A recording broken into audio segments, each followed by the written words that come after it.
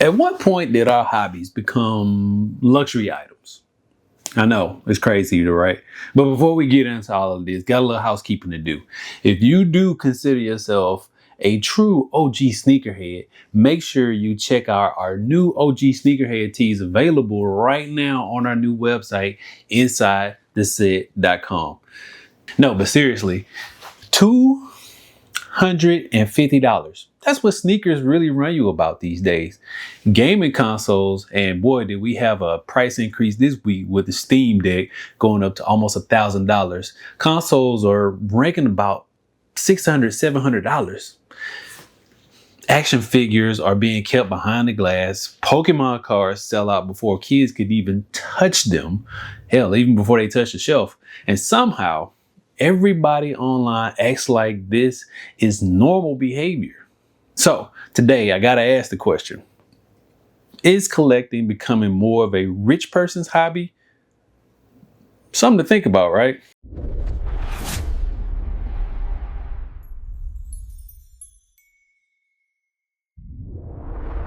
This is not what we remember collecting felt like. Normally, you walk into the store, you see something cool, and then if you saved up enough money, you bought it. That was it, right? You had it, you cherished it. No raffles, no bots, which that's the era we live in. No resale apps, no waiting rooms, no queues. Yeah, that's the era we living in right now. And there's a couple other things that go along with that too, because people are, fighting with 15 monitor sites and Discord cook groups. Yeah, it's crazy.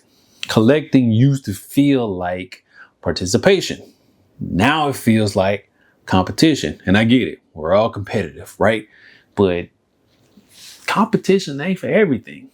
Sneakers, trading cards, video games, toys.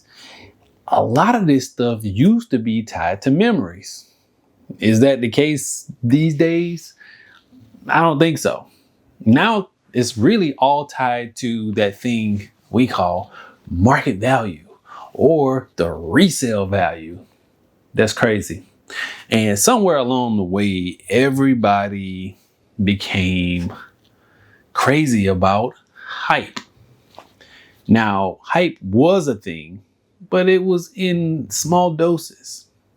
You can't even really buy casual things anymore. And it sounds like I'm ranting because the way it is now is the second people think that something has value, the internet turns it into a stock market. Let that sink in for a bit. It's crazy the way things are. And obviously things change, right?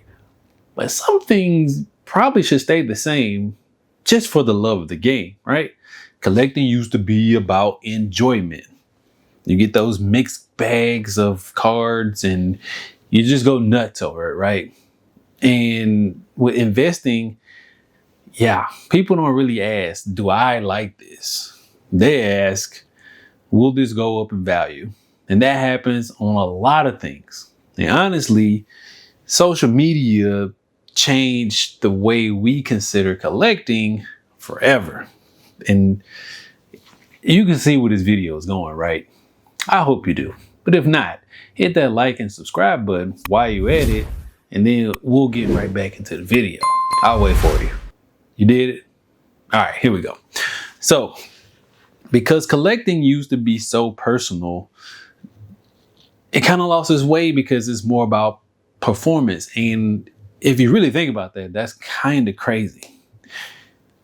The way we collect things now, we collect for other people. Shells became flexes. Collections became content. Owning things became personality traits because without those things, some of these people are lost. And suddenly, the same people who do that, they really weren't buying stuff to enjoy it.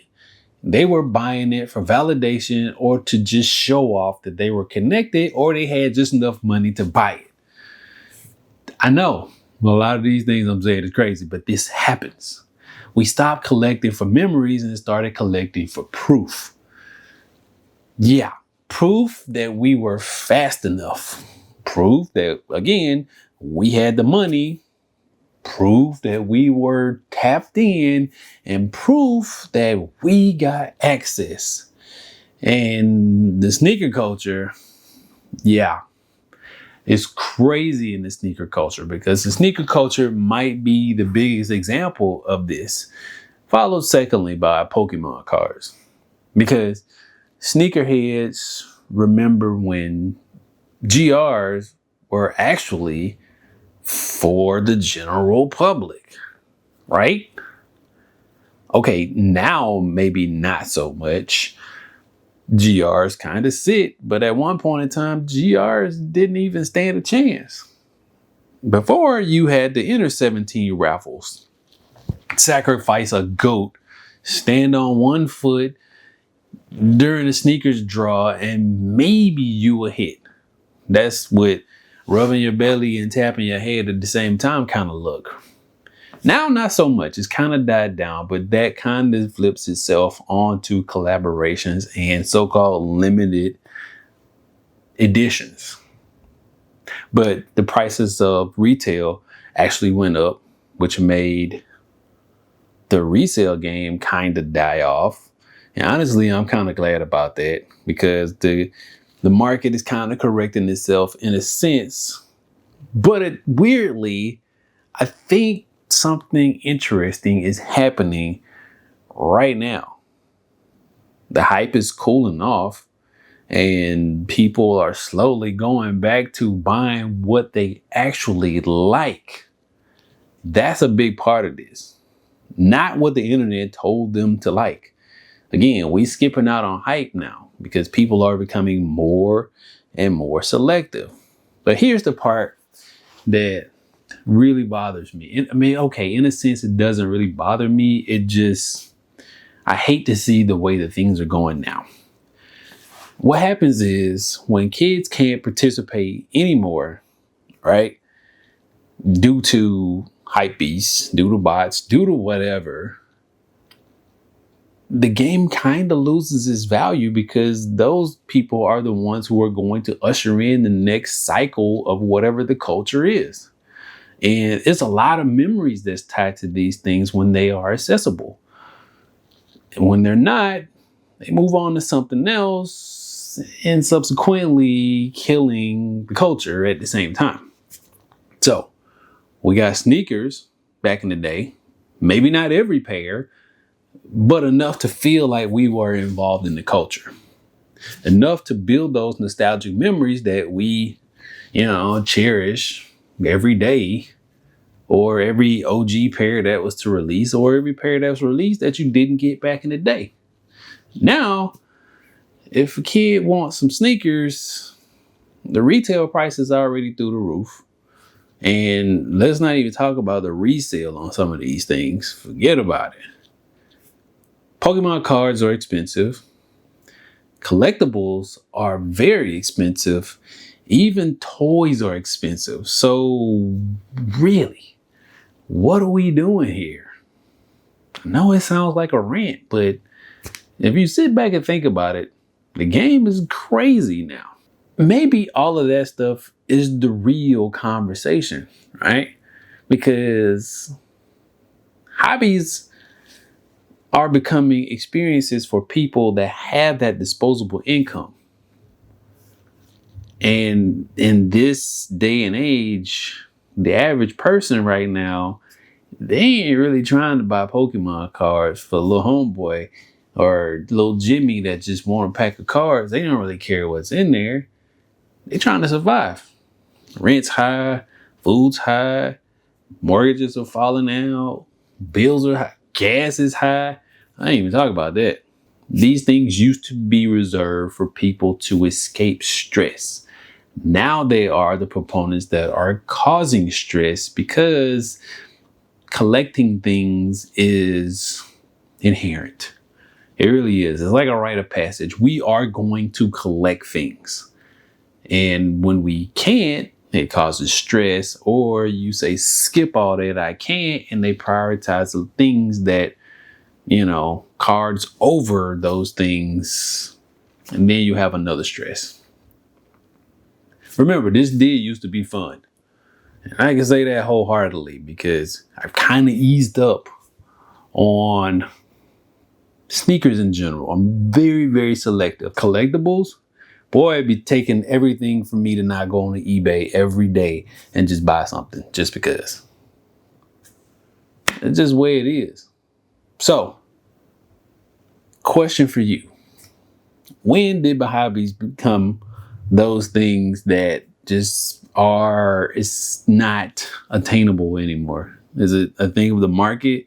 Is it a thing of just hype? Is it a combination of both? Or is it just a supply and demand? Are you a person that does these hobbies like Pokemon cards, not to resell, but to actually keep them for a collection, or let alone play the game? Because in the end, and Pokemon is a game, right? I don't know. Let me know down in the comment section, man. That's all I have for you in this one. Thanks for rocking with me on this real conversation.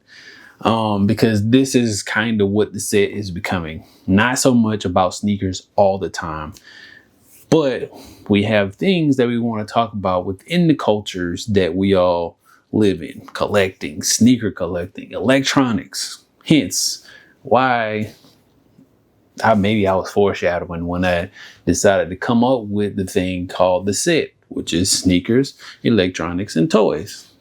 Now that the sneaker market is kind of,